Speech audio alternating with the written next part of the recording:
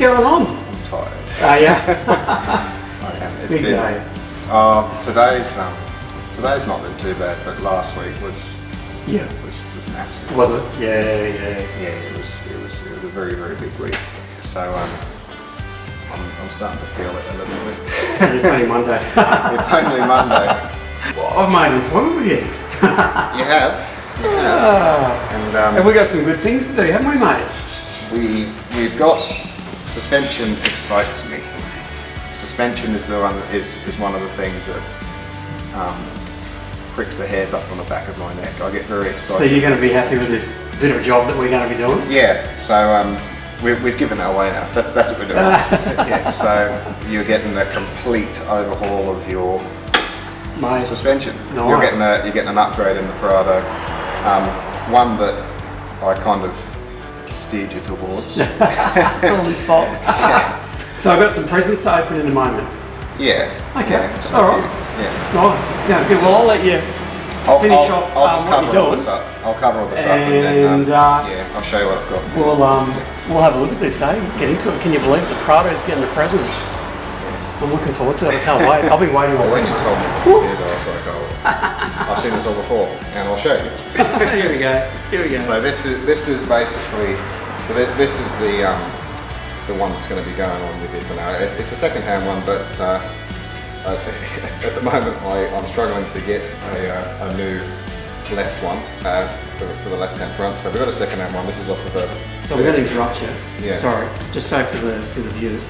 What do we got here, mate? What have I done? What did I do? Well, this is a steering knuckle hub assembly, whatever you'd like to call it. So basically the wheel, the rotor bolts to here, the wheel bolts to here onto this hub. This is your wheel bearing and housing inside of there. Just turn it around there so everyone can see. So your wheel goes, the rotor goes on there, the wheel goes on there. Goes on there. Brake caliper bolts to here. Yep. Right. CV shaft goes through there into that spine. And then basically lower arm bolts onto here. Lower ball joint sits about there, about here. Top ball joint sits straight in there. And then what you've done is What I've done. What you've done is where this is bent here, this bend is, you've increased the bend. Okay. So basically what's happened is you've extended the bend further around, which has pushed the top of your tyre in and given you some negative camber. Okay, all right. Which we don't want. No, and that's on the that's on the passenger side, yeah. Passenger side, yeah. So this is off of a very, very lightly used 150 series Prado. Shopping car. A shopping car, and we've got a very good bearing on here, which we're going to use. So we're going to give this a bit of a clean up. But basically, what's happened is, if you can imagine your tyre on here, you've taken. I'm going to assume you've taken a fair bit of not only upward force, but a bit of side impact on the tyre, on the wheel itself. And that's kind of forced the suspension to bottom out on its up travel. Yep. And also trying to push the vehicle this way. Something's got to give, so this basically, it's reached the end of its travel. This can't physically go any higher. It wants to push the vehicle this way. This is the weak point right here. Okay. And I see it a lot. You get a real big hit on the underside or just on the lower side of the wheel, and especially when you're running, oversized tyres. And then right here. Yeah. Okay. So I've seen quite a few.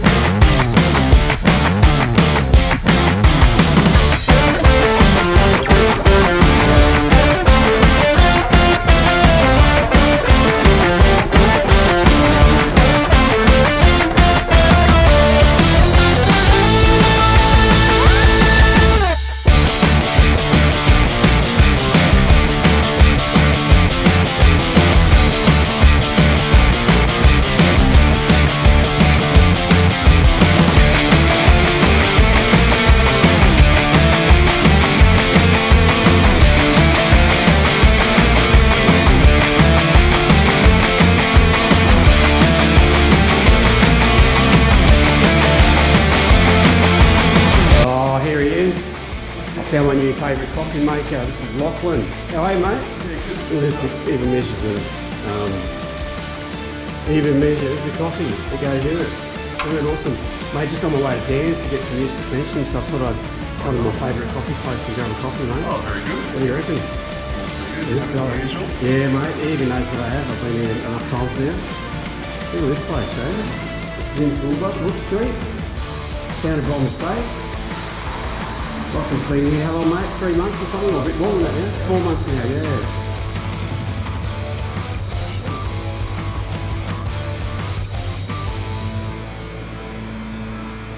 Mate, my heart's pumping. It's not because of you, mate. That's okay. Well, it is in a way, because you're the one that steered me in this direction. I'm not offended.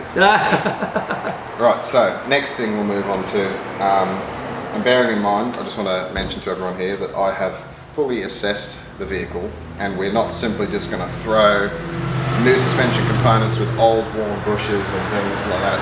That's not what we do. That you're asking for problems if you do that. Mate, what are we going with? So what we're doing is we're going to install all Dobinsons components other than these. So what we've got is the Dobinson IMS front struts and rear shocks, which are an IFP variant, and I'll go into that a bit later, what IFP means and why we like to use them. The coils are specifically for, or the ones that I've chosen to fit your vehicles are going to be specifically for load carrying, because you get in the van and the vehicle is set up for touring. We're going to want something that actually is going to cope with the weight, the load, and also You got a noisy street, mate. also help with a little bit of performance in the suspension as well. You know, actually allow it to get moving underneath there. So yeah, we're going to come to this because the lower arms in yours, as in the lower control arms, the bushes and everything are great. We're happy with everything overall, but the ball joints are still the original ones. So we're going to upgrade them to these, which are a road safe, heavy duty ball joint. I like these, they're readily available, they're good quality, nice and simple to fit, and definitely an upgrade over the factory ones. So we've got 2 of those to go in the lower arms. We'll press the old ones out, press these in, and then we've got 2 fresh ball joints, because what can happen if you put heavier load rated coils onto old bushes and old ball joints, it wears them out twice as fast. Simple as that. And then you end up having your stock ball joints with slop and play on them, and your old bushes are all torn and worn out by the time you hit 10,000 k's on your new suspension kit, because you didn't upgrade them. But we've checked yours, and your bushes are actually really, really good. Surprisingly. Surprisingly, they are good, but the ball joints are not, so we're going to replace those.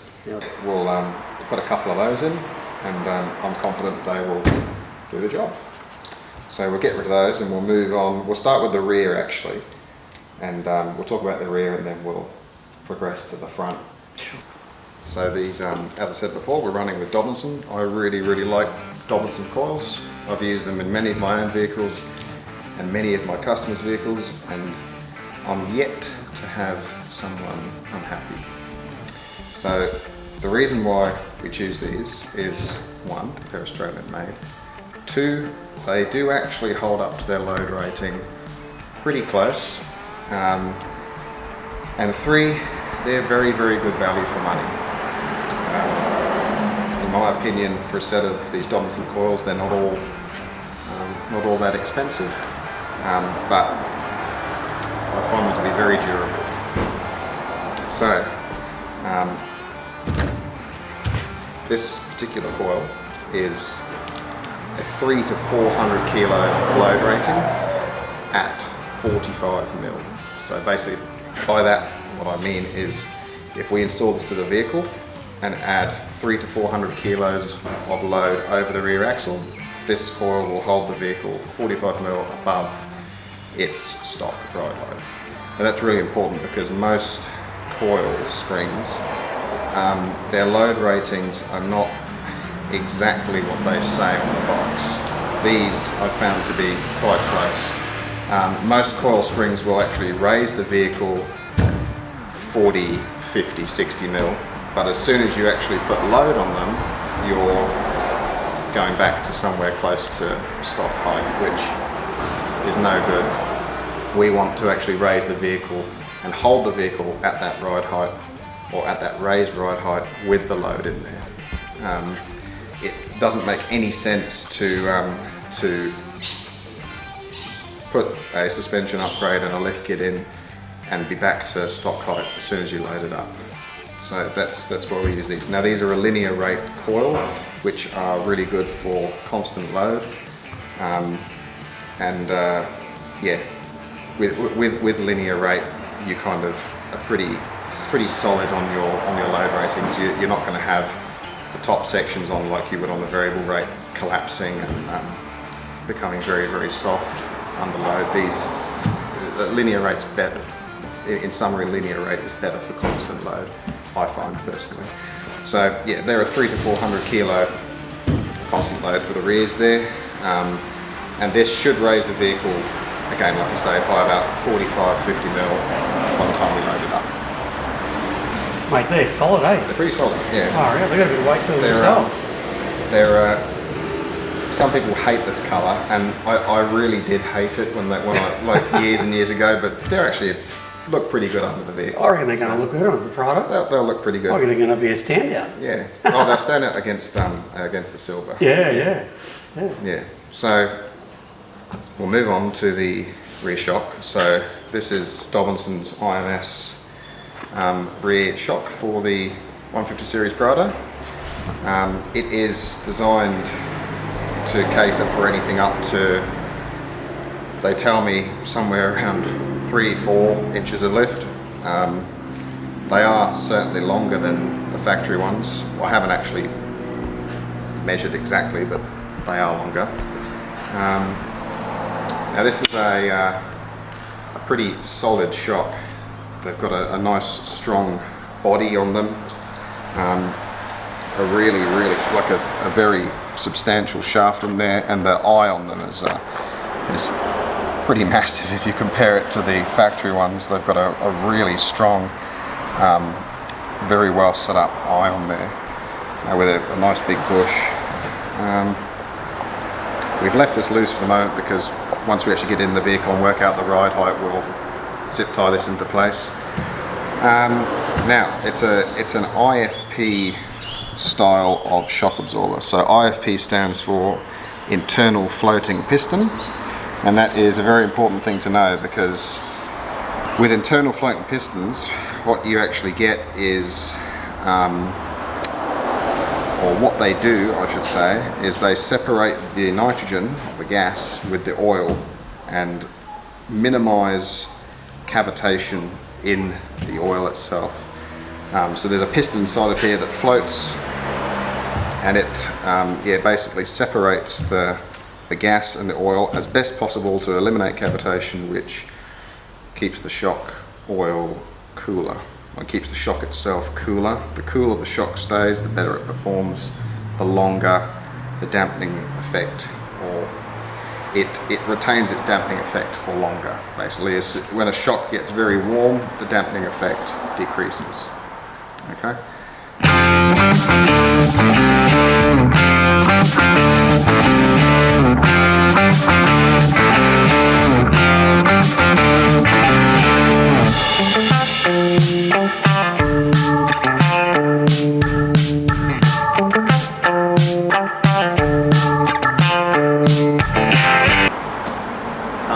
With shockies. I know what you're going to ask. With shockies, mate. Aren't they supposed to have something like an external thing? Like a, what do they call them? External reservoir? A reservoir. Well, how come we haven't got one of them for this thing? Well, aren't they supposed to be the bee's knees of all shockies? I don't know what I'm talking about. There are various different designs for a reason. Now, don't get me wrong, external reservoir or remote reservoir is a step further on from this. Do you need them? No, you don't need them. Okay, all right. Now, I will tell you why you don't need them. One, you have clearancing and space issues. Yep. Two, the for what you're going to use the vehicle for, they will be of no benefit to you whatsoever. Yeah. Okay. And 3, you kind of need to, you kind of need to run a little bit more lift and make the space available to mount the reservoir. We could do it, but it's really unnecessary for what you want. Mate, I'm only here because I have my full trust in you, mate. Yeah. Now, remote reservoir shock absorbers have become massively popular over the last, I'm going to say probably the last 7 or 8 years. Remote reservoirs were almost an unheard of thing 15, 20 years ago when I started building four-wheel drives. Like, they were very, very expensive, and no one really kind of used them because they were not necessary. They were more for race application. Just to clarify what a remote reservoir does is it extends or enhances the volume area. So instead of having, you imagine the body would have to be absolutely massive on this. The reservoir simply is another chamber, another part to it for the shock absorber. So you've got extra oil and gas in there. So say if that had, I don't know, 50 mils of oil, you could have another 50 mils on the outside. Is that what you're saying? Yeah, so it contains more oil. Yep. Usually on remote reservoir shock absorbers, the adjuster is on that reservoir itself. But all it does is it greatens the volume of oil that can be put into the shock via the pipe there. Okay. Right. Why do we want more oil? The more oil, the cooler they stay. Yeah. Okay, so if you can imagine this on a race vehicle or on a rock climbing vehicle, and I'll bring my Jeep in tomorrow and I'll actually show you why I'm running remote reservoirs on it. But anyway, the idea is if this shock is contracting and extending at a rapid rate, the oil's going to warm up very quick. The less oil you have, the quicker it will warm up, and also it will stay warm for longer, right? So actually having that reservoir away from the body of the shock as well, one, does help a lot with cooling. You'll see some reservoirs themselves will have cooling fins on there to keep the oil temperature down as much as possible. Yeah, right. So yeah, are you going to be racing the Prado? Probably not. Well, I don't know, dude. Probably not. No, probably not, mate. Yeah. Everyone these days who calls up for a suspension upgrade from me, I usually always asks, can I have a price on remote reservoirs? And I go, sure, we can, but you have to appreciate that cheap remote reservoir shocks are not worth putting in your vehicle. No. You're best off going with, like these, you know, a good monotube, just a standard non-remote reservoir setup that's of a better quality. There are some pretty cheap shocks getting around out there that look the part, but internally they're trash. Yeah. So, Okay. So what's so good about these? Mainly the internal flow piston, because like I said, it eliminates cavitation in the oil. It keeps the gas and the oil separate as much as possible. Yep. And in effect, it's keeping everything working in there at a more balanced rate. The oil, if it doesn't cavitate, will stay cooler. They're just and they're a stronger design as well. Yeah. They look and they feel pretty solid. They're pretty solid, yeah. And I just want to mention as well that these particular shocks and the struts that we've got as well are fully rebuildable. So the nitrogen gets charged through here. The actual seal that's inside on the shaft, so this cap comes off, and you can pull the shaft and pistons and valving and everything out. They are fully rebuildable. Yeah, you can even change the eyes on there as well and everything. Isn't it? Yeah, that's good. Yeah, it's good because it means that you might have a little issue with it. You don't have to go replace the whole shock. You can just get, and it's not that expensive to overhaul something like this. It gets very expensive when you start running into bypass shocks or shocks with internal bumps and things like that. That's can become a bit expensive, but these wouldn't be too dear to overhaul a set. Oh my goodness, Dan, what on earth is this? If you hold Far out. I think I'll need to go to the gym to lift that up, mate. I'll let you explain what that's all about. apparently if you hold it up high enough in a thunderstorm you get magical powers. So I've been told. But anyway, okay, so what we have here, again, Dobinsons product. This is a heavy duty adjustable rear panhard rod. Why do we need it? Well, there's several reasons. One is to get the rear axle into correct alignment after the vehicle has been raised. Two, it's substantially stronger than the factory unit. The factory unit is very thin, very fragile, hollow bar. If you were to give it a pretty good whack, it's going to fold very, very easily. This is solid right the way through. It's incredibly strong, and I get told regularly by the guys at Dobinsons that they dare me to break one. I think one of my customers, or one of my friends who runs in some of the four-wheel drive competitions, I'm pretty sure he has bent one, but didn't tell me about it. But anyway, they're incredibly strong,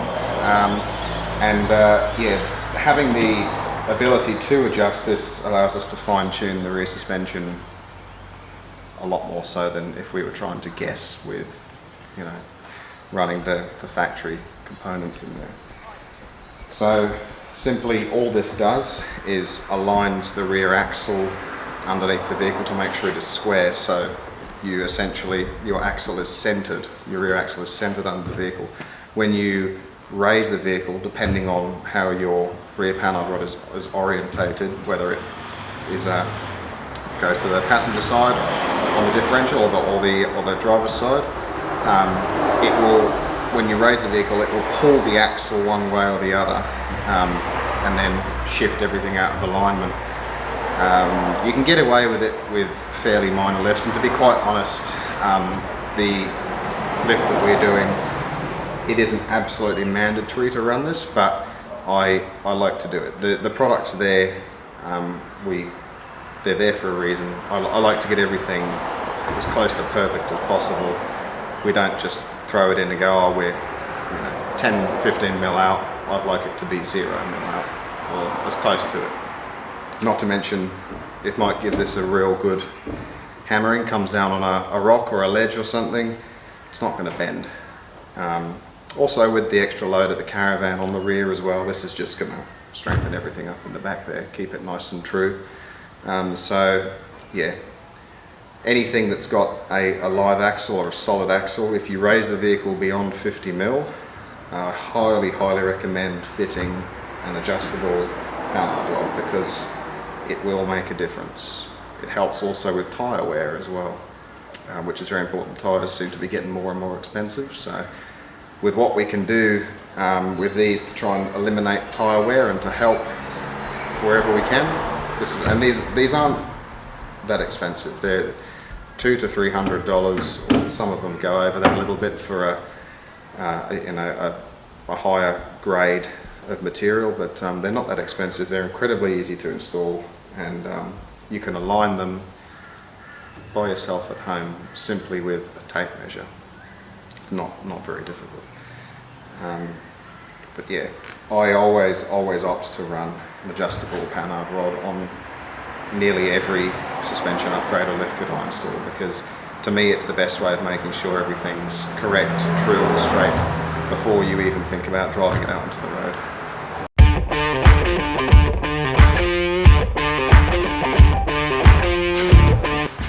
Far out, mate. What on earth is this? I hope you like purple, because you got no choice. Well, I've got a purple shirt of one of these, so I don't mind purple, mate.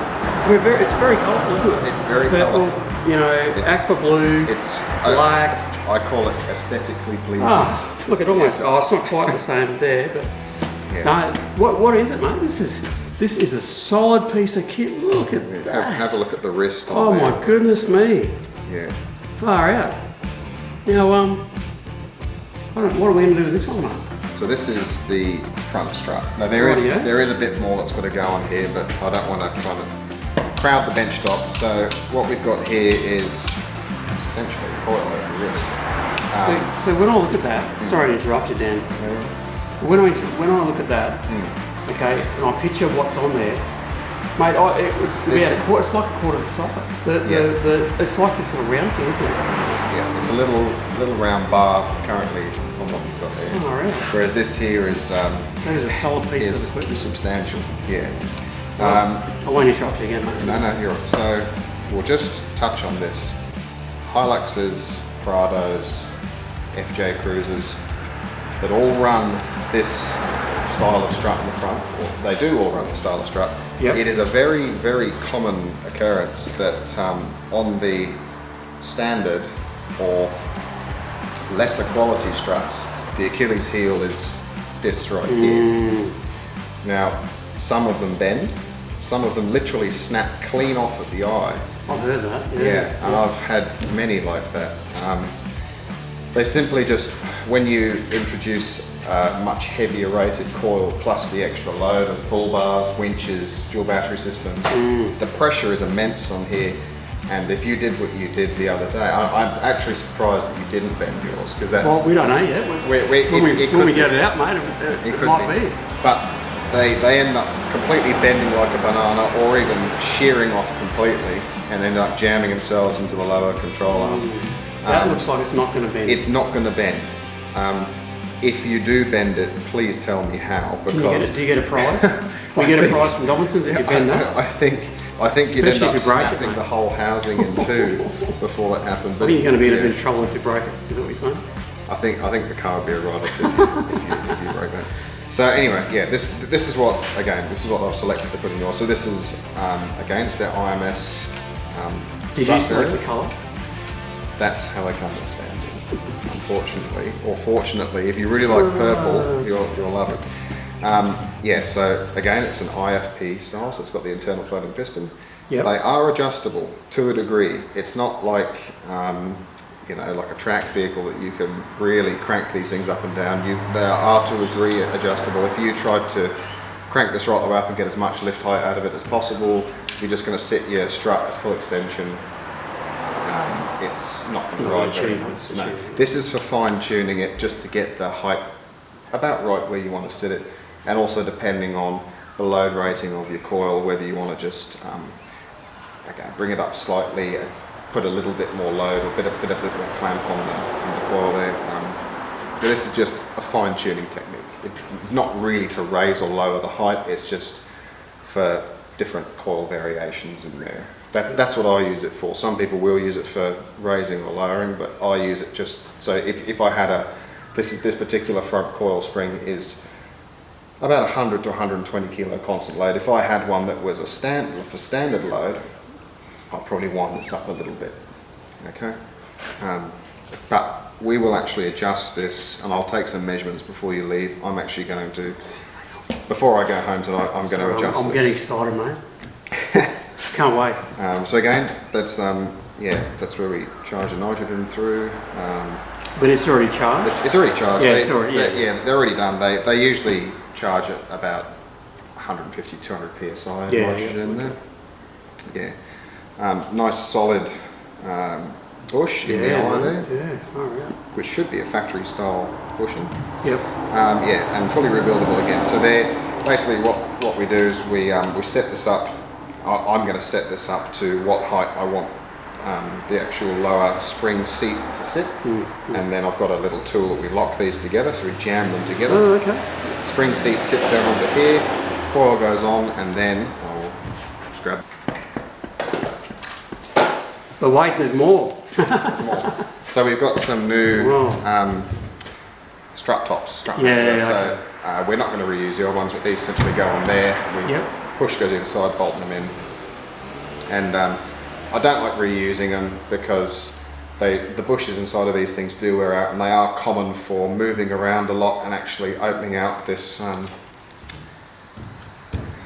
this particular hole at the top here. They oval out, and then the top of the actual pin of the strut will move around inside of there and makes all kinds of horrible noises. Mate, if you go on an effort to get all this stuff here, why put old tops in? It's pointless. Yeah. So yeah, that's basically it for the front. So I'm going to set this up with the coil in there. I'll probably do it later on. Yeah, we want to get at least 50 mil out the front over factory height. So yeah, that's that one. Mate, the Prado, and me, won't know ourselves, eh? No. Tell you what. It'll look very flash underneath there. Yeah. Straight down to Coast Harbour, what do you reckon, mate? So we'll just go on to Sure, yep. that. So yeah, like I was saying just before, it is about 100 to 120 kilo constant load. It's Mate, that is solid. It's solid. Which Dobinsons say is basically steel bull bar, winch, dual battery system. You've got all three.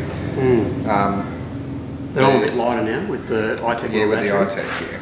But that's not to worry. We'll adjust this accordingly. So, just a little bit of advice with front coils on these things. Always go for the heavier option, because what happens is people sometimes will get a lift kit before they go and put a bull bar or a dual battery, or a winch is usually the main thing. Now winches are quite heavy and they sit right at the front of the vehicle, and if you actually measured the load or the leverage that they would put over the front axle, it's quite great. You've got a 30 kilo winch hanging right the way over the front axle. It can put a fair bit of load on there. I always go for pretty much the heaviest coil in the front, because which you've done in this case. Which I've done in this case, yeah. Because anything less than that will sag. Yeah. A steel bull bar, a winch, and a second battery, that's a fair bit of weight over the front. And in a lot of cases, the front suspension, or the factory front suspension, is actually over or exceeding its capacity as soon as you install a steel bull bar. Is that right? Yeah. So in quite a few cases now, if you buy a brand new vehicle and you get a steel bull bar fitted, pre-delivery, before purchase, they will actually upgrade your suspension, or they should upgrade your front suspension to cater for the excess load. Upward force, but a bit of side impact on the tyre, on the wheel itself, and that's kind of forced the suspension to bottom out on its up travel.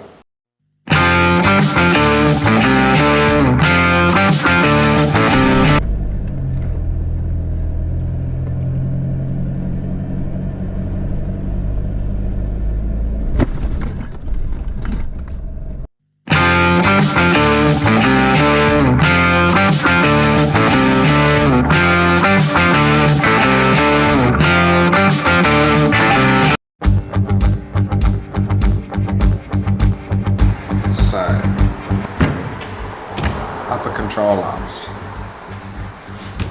There are many different ones on the market. We've gone with Dobinson again because it was nice to keep everything uniform.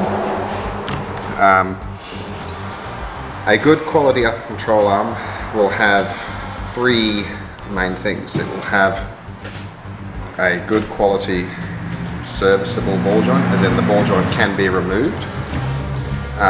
It will have caster correction or geometry correction built into it. So this one here, I believe, is for about 3 degrees.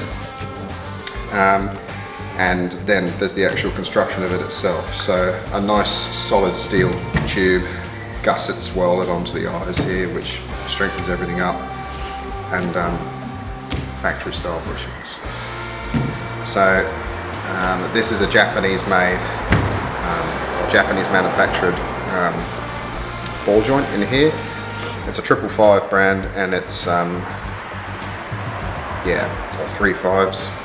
It's a very, very strong ball joint. It's a very good quality ball joint. The steel that's on here as well in the tubes that are actually used, I think it's 4mm wall, so it's got plenty of strength in it, and then gusseted onto the eyes again to strengthen it all up. Now, if you are going over a 50mm lift, again, many years ago when we didn't really have adjustable upper control arms or caster correctional arms, we did what we could with the lower arm to try and counteract everything and put the caster back into spec as much as possible. But now we've got, well, we've had them for a long time, but now we've got upper arms. Yeah, so if you're going over a 50mm lift, I highly recommend going a set of upper control arms. It will make a big difference to how the vehicle drives, because these will put the caster back into spec. Okay, so what it's actually going to do is it's going to essentially rotate the hub, the knuckle that we showed you earlier. It's going to rotate it back, and that will help a lot with handling on the road and feel or preciseness of your steering. If you lose caster, your steering becomes very light and floaty, and you don't want that. You need your steering to stay very precise and feel very firm on the road. So that's why we add caster into it, and this is exactly what these do. So these are a fixed arm, they're non-adjustable. I do prefer and favour non-adjustable upper control arms, simply because I have tried in the past with a few different variants of adjustable ones, and I've had a few issues, as have many other people, with them coming loose. So using a fixed arm for me is preferable. And yeah, this will do anything up to, I think about 4 inches of lift is where these kind of see their limit, which is a fair bit for an IFS vehicle anyway. You kind of want to start changing a lot more on the front end when you get to that kind of lift height anyway. So these are more than adequate for this particular setup, and not too expensive. You only really need to buy these things once. It's not like they're gonna, you might do a set of bushes down the track and potentially a ball joint, but they're going to hold up pretty well. They're a fairly tough unit. So yeah, they'll be going in the front, and we'll set everything up and adjust and measure everything to make sure that you've got plenty of caster in there. But I've used these before many times, and I know that they align well. So yeah, we'll show you more